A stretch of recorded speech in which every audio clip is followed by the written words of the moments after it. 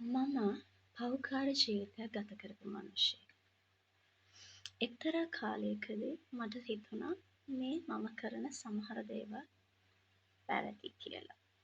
ඊට පස්සේ මම විසින්ම දේවල් හිතාගෙන ධර්මිෂ්ඨ ජීවිතයක් ගත කරන්න පටන් ගත්තා. හැබැයි මට ධර්මිෂ්ඨයි කියලා හිතුණ සමහර දේවල් තව කෙනෙක්ට අධර්මිෂ්ඨ වෙන්න පුළුවන්.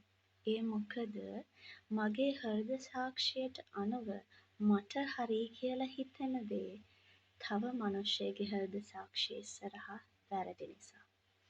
ඒ නිසා තමයි ජීවිතේ අමාරුම කාලයක් යනකොට මට ජේසුව මුණ ගැහුණා.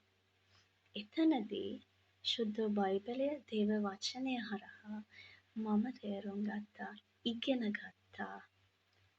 මගේ හිතට එකඟව හරි දේ තව කෙනෙක්ගේ ඉදිරියේ වැරදි වෙන්න පුළුවන්. හැබැයි මටවත් තව කෙනෙකුටවත් ඉදිරියේ වැරදි නොවි ශුද්ධවත් ධර්මිෂ්ඨ කමිනුත් එහා ගිය ශුද්ධවත්ව ජීවත් වෙන්න, නිවැරදිව ජීවත් වෙන්න පුළුවන් දේව වචනය හරහා විතරයි කියලා. පාපයක් නැතුව ශුද්ධවත් ජීවිතයක්.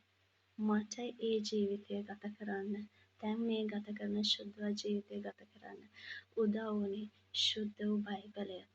අපි හැමෝම පව්කාරයෝ. හැබැයි ජීවිතේ එක්තරා තැනකදී අපි ජේසුව අඳුනගත්තොත් එතනින් එහාට අපේ පාප වලට සමාව ලැබලා අපිට අලුත් ජීවිතයක් ලැබෙනවා. අපිට පුළුවන් born again වෙන්න. එහෙම වුණාට පස්සේ දේව වචනය තුල ඉඳගෙන අපිට පුළුවන් ශුද්ධවත් ජීවිතයක් ගත කරන්න.